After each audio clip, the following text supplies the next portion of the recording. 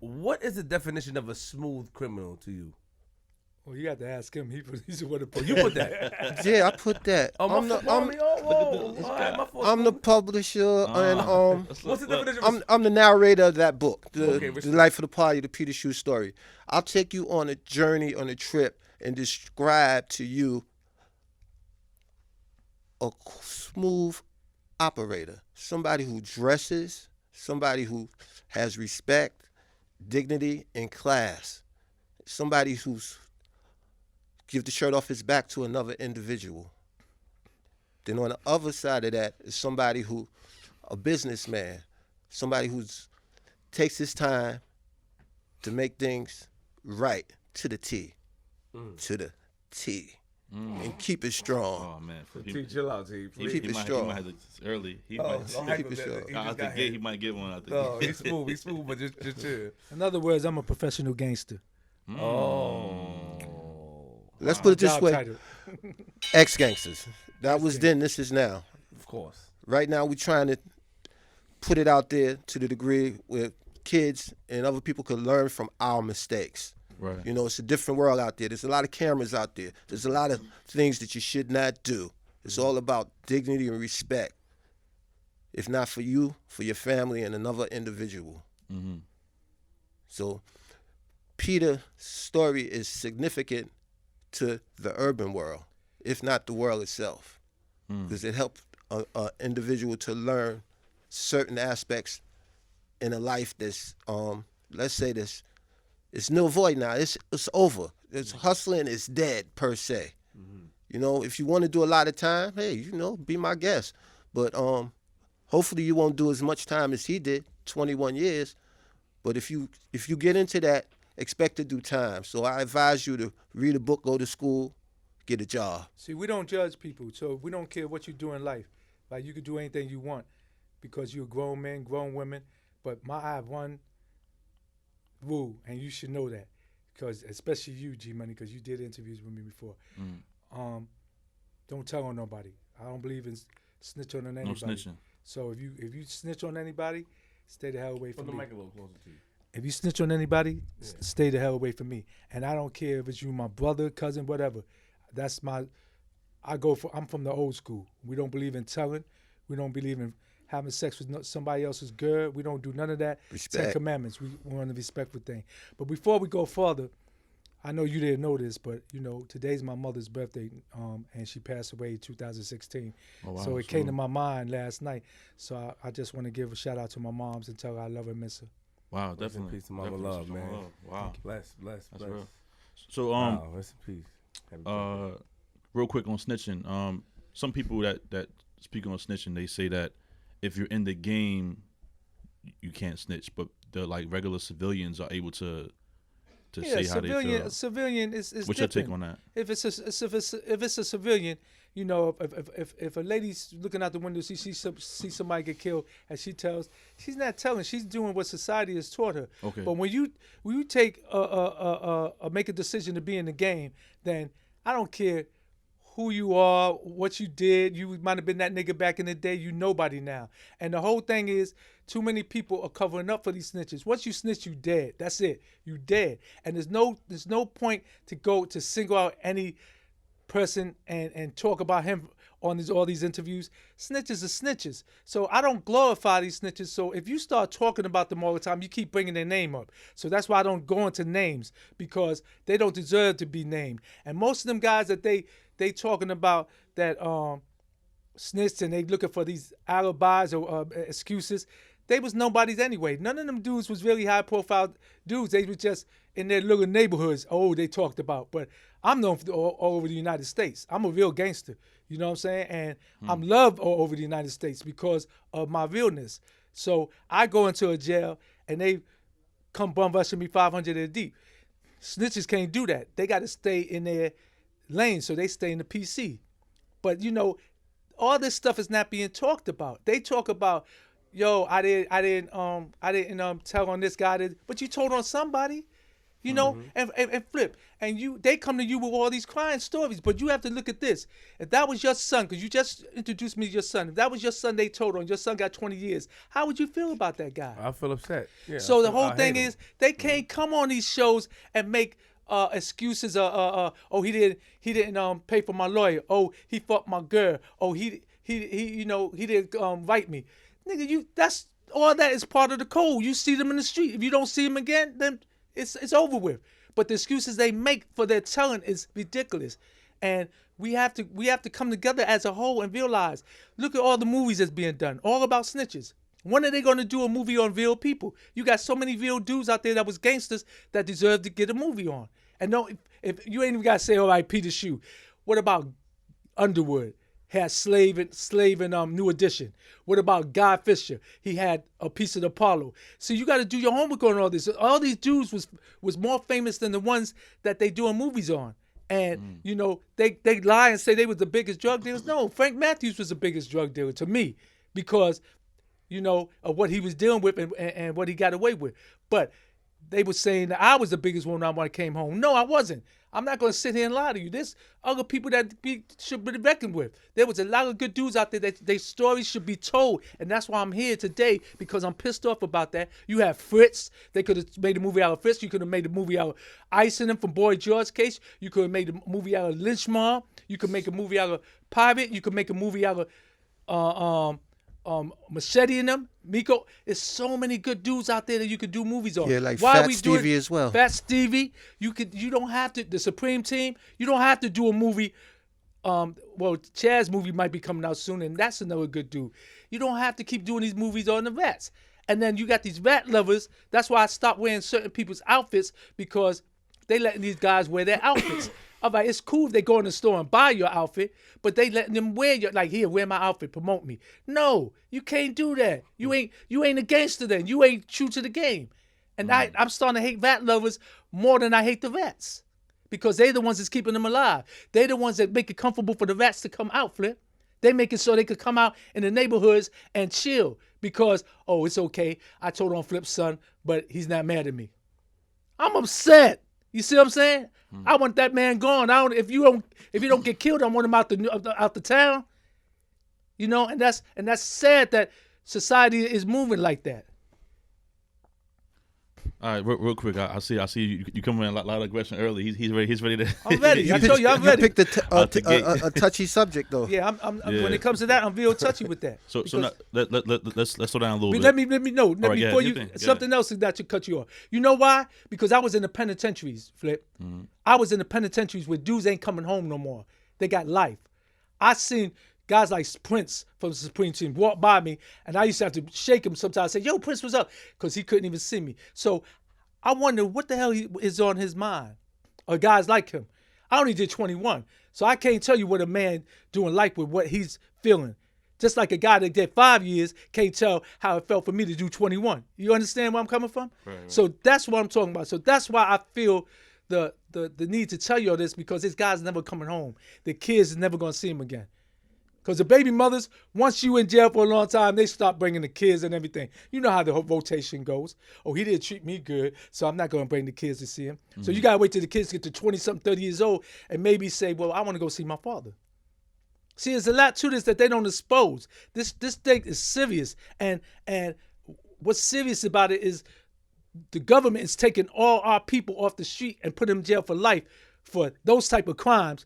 But pedophiles, child molesters, you know, other things they doing illegally, they get a slap in the hand, you know, and that's it's a shame. And they talking about Black Lives Matters and talk about this killing with the police and stuff. Now, man, all the stuff that was going in jails all these years, nobody exploiting. They not exploiting how they was finding 1,000 bodies in the state in Clinton underneath the ground. They're not exploiting that. These are people that wasn't getting visited. The crackers was killing them. See, all this stuff don't come out because you have to be in the belly of the beast to know what happened in the belly of the beast.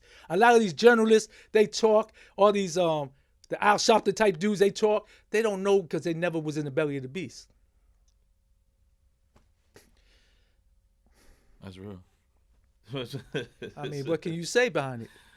All right, so we're gonna take a quick step back. You know what I'm saying? Let's you know, I interviewed you about like 4 or 5 years ago. You know, shout out to Steph Lover. We had you on DTF Radio about the platform a couple years back. You know what I'm saying? But for those who don't know, tell us people where you from, where you born, where you raised at.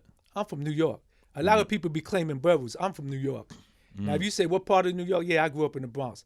But that's another thing that we get brainwashed in. Nobody else does that. No other city does that. When you in jail, a nigga ain't gonna tell you I'm from this part of Baltimore. No, they gonna tell you I'm from Baltimore. I'm from DC. I'm from Cali. Only New York dudes do that dumb shit. Why do you think it's like that? Because they brainwashed to thinking that their borough is the number one borough. It's not a borough. It's New York. Say you the number one town, New York. Not I'm from Brooklyn. I'm from Bronx. I claim New York. No, when I'm in jail or wherever I'm at, I claim New York. When dudes was on that I'm from the borough shit, I said, well, you know, stay away from me because I'm from New York. When you get to the point where you realize you from New York, come to me.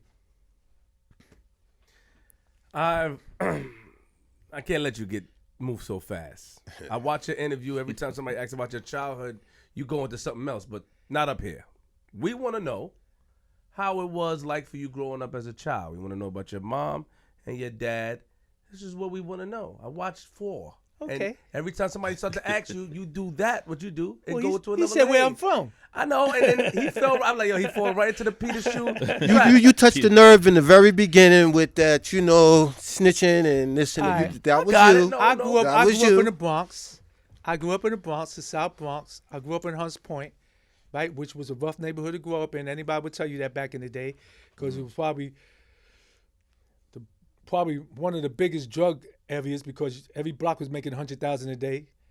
You had prostitutes there.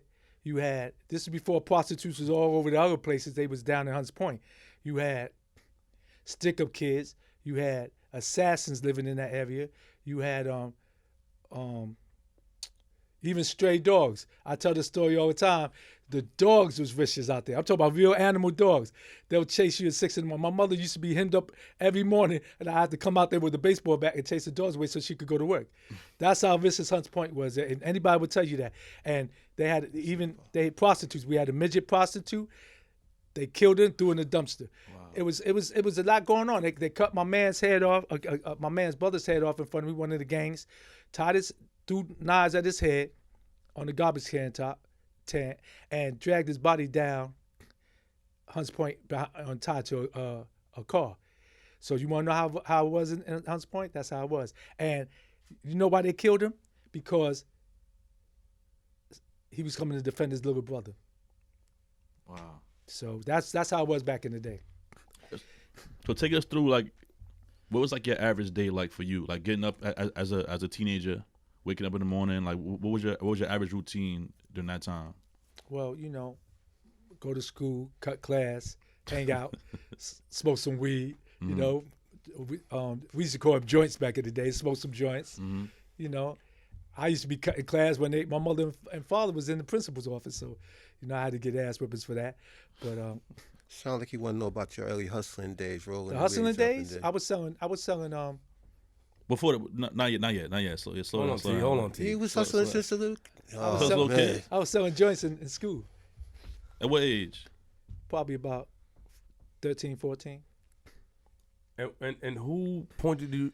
And not you don't have to say a name, but was it somebody in the neighborhood that put you onto that, or that you just woke up and decided to hustle, or you was watching? What inspired you to start selling joints in school? You know, you want to make some money. You know, everybody go through their phases, and you know, I wanted to have a car. You know, my first car was an Oldsmobile 98, so I wanted a car. I wanted to go to school in the car, and girls be all over me and stuff like that. But everything I started wrong, and between my two friends, Jamal and him, they started me in all the bad things. So that's how I became the criminal I am. Flip, could I say something? I was. Sure.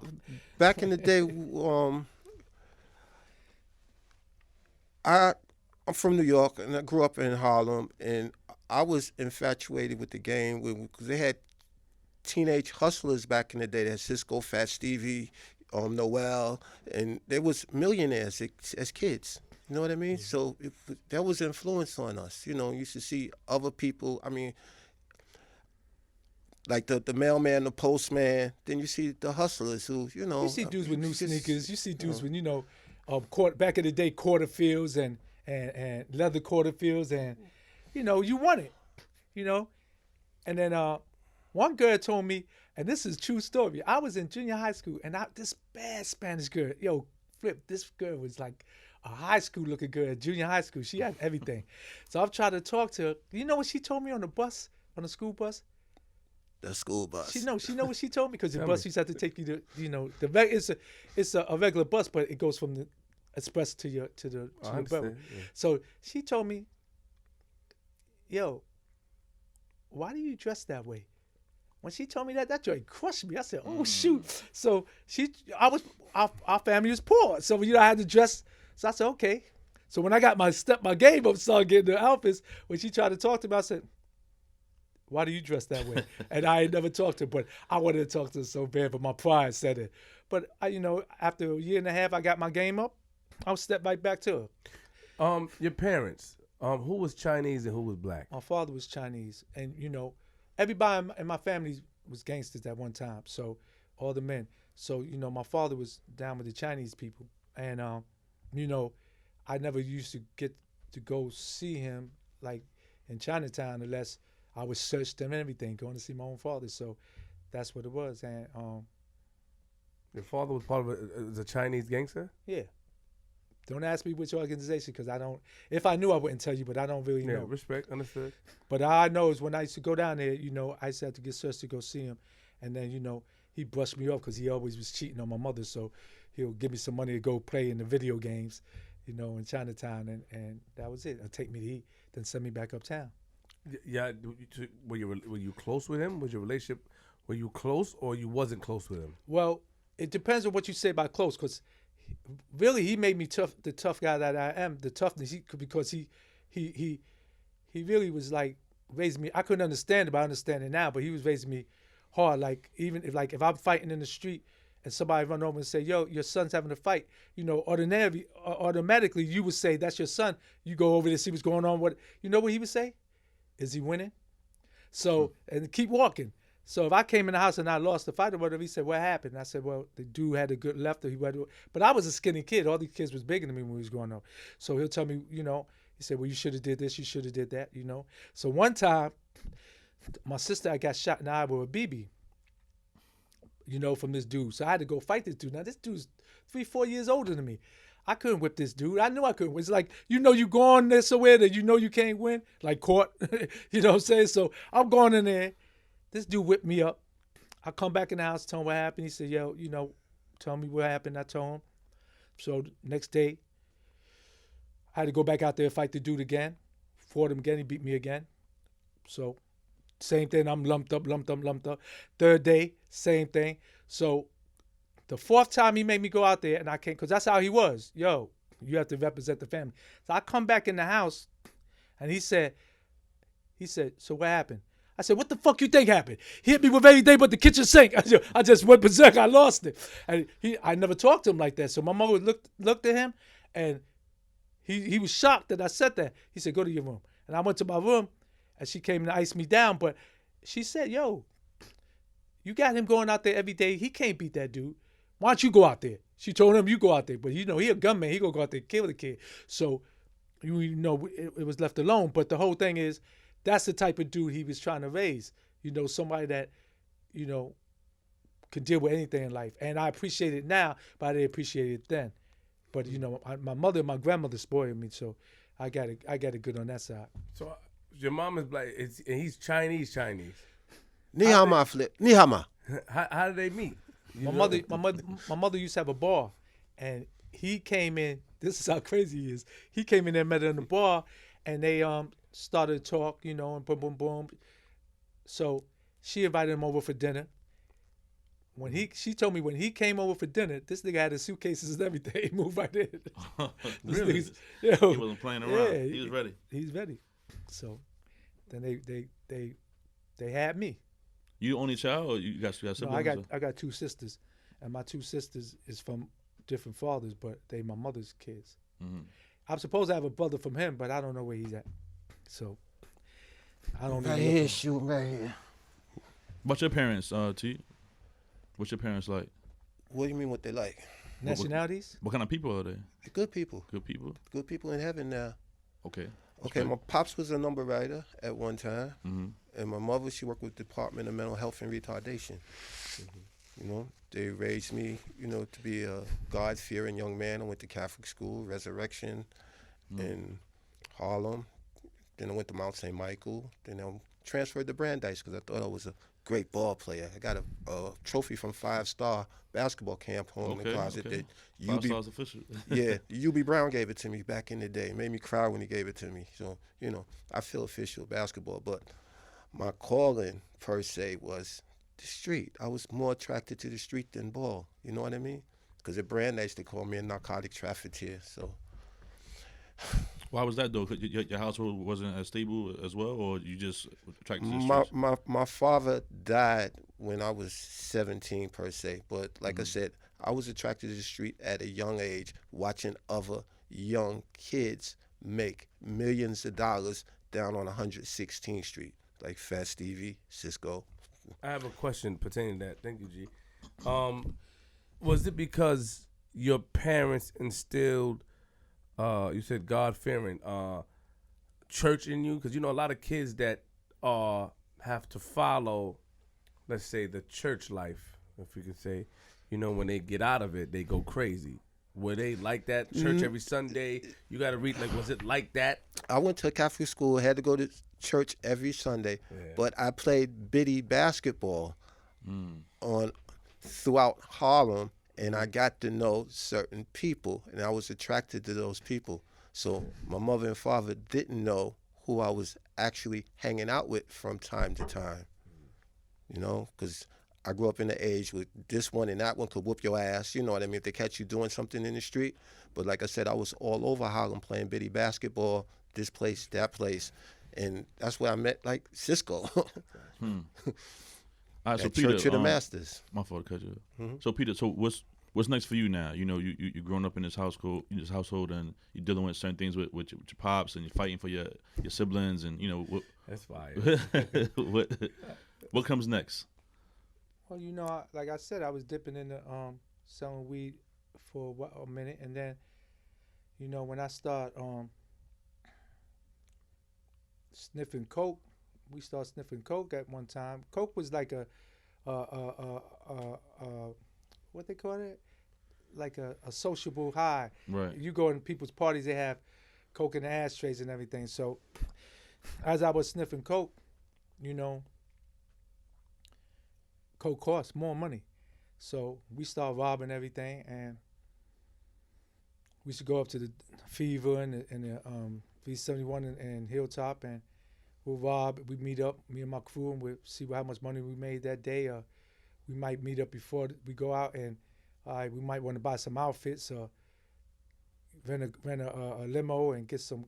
You know, we always had the jewelry. Some of them was wearing the jewelry that they robbed people for, but I wasn't into that because I feel that gets you locked up or killed. Mm-hmm. So I sell my shit. So I go out there and, you know, we get together, and I might see Flip and say, yo, you know, how much you made? Well, I made 6 G's. All right, let's put it together, go get this 125 grams or whatever.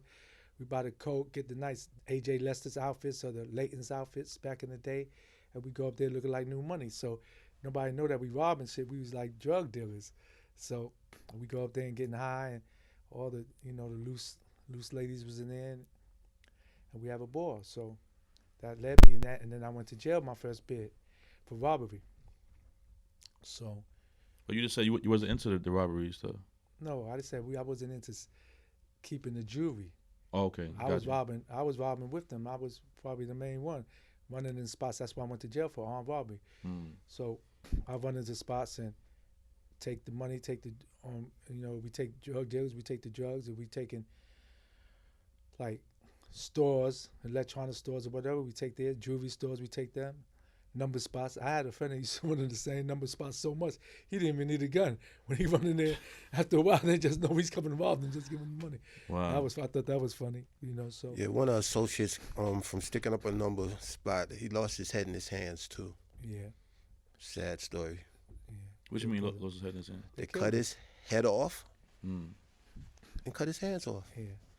Or had it in his hands. Yeah, they found his head in a tenement building in Harlem and his body in the Bronx. You know, but they had to cut his hands off first, then his head. Hello, Yeah, well, torture. I mean, he shouldn't have did that because at that time we was making crazy dough, hustling. You know, he shouldn't really did that. But it's a euphoria too, stick up. It's, you know, it's a rush. You know what I mean? And on top of being, what does cocaine do to you to make you? What high does it give you?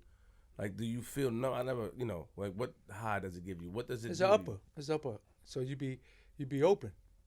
You know what I'm saying?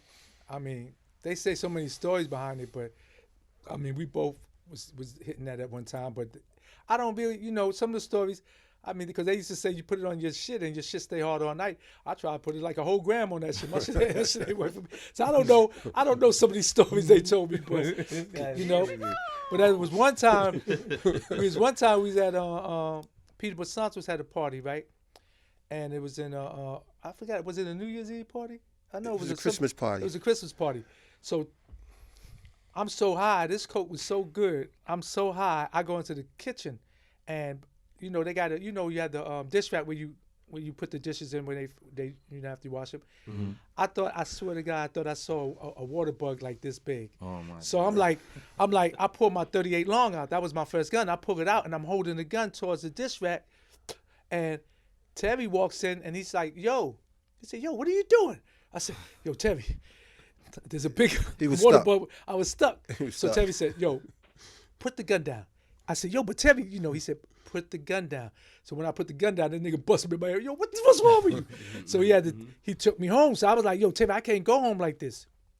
So he took me to one of the stash joints, and I had to go in the. I forgot which shower you told me to get in. Whatever water you told me to get in, it was the opposite. So whatever water I got in, it made me more higher.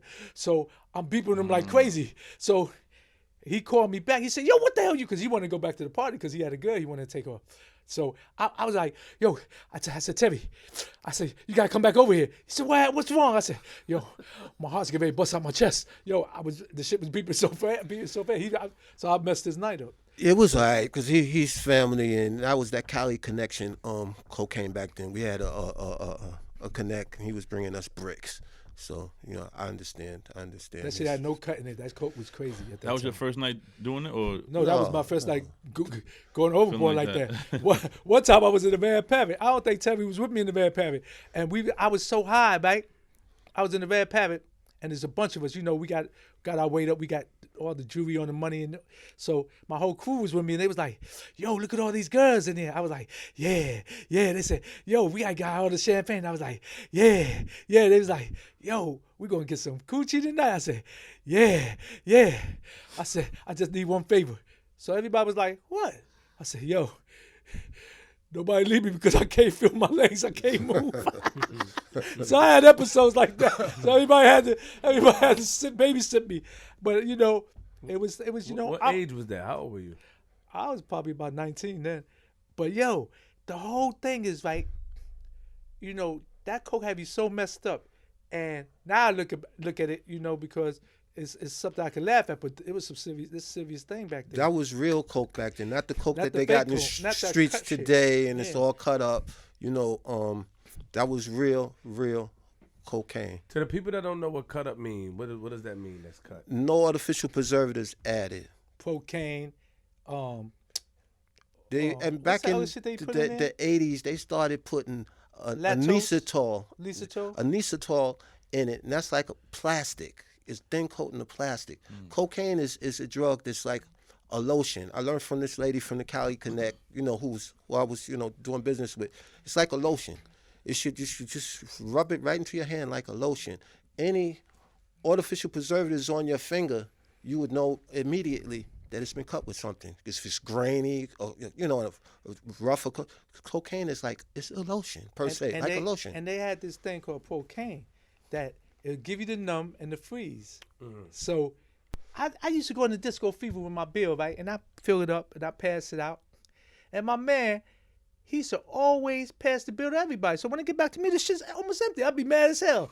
So I came up with that cocaine shit. So I used to put the cocaine in a separate bill, pass it on as a big fat bill. They all going through it. Damn, it stings too going in your nose. Damn, shit, this is good fire. And they freezing up their mouth and everything. Meanwhile, I got the little bill, but it's real coke, and I'm sniffing, looking at them, laughing. And when they found out, they jumped on me. But I had to go for a while because them niggas ain't putting no money in this shit. But I keep remember sniffing on that my one coke. Remember incident. that? Yeah, those some greedy people. Because they knew we had certain things that they wanted, and he's a giving person. Had to pull his coat. Yo, like stop giving your shit away like that. Yo, How do we go from joints to cocaine? Because you start sniffing it. I was selling joints. You were selling joints, but how do we go from that to selling cocaine? Like, T. Yes, sir. So you're responsible for Peter selling cocaine, yes? I had to exhale. I had to exhale. I had to exhale. Hold up, T. I had to exhale. Again, he's old. He's older than me. If you remember, he's older Slow than me. down, T. You look like you're trying to come on. I like the chain, but let's slow down here. I had to exhale. Don't exhale, man. You know what I'm saying? This is old. This is a long time ago. Are you the man responsible for Peter Shue selling cocaine? Yes Basically, I didn't say plead the fifth. Basically, I let Peter know certain things about the drug or what not to do. How the texture, what's real, what's not real. And consequently, just told him, here, take this, make some money. Do you think he made money at first? No, it was kind of, how should I say this? Experimenting. Experimenting.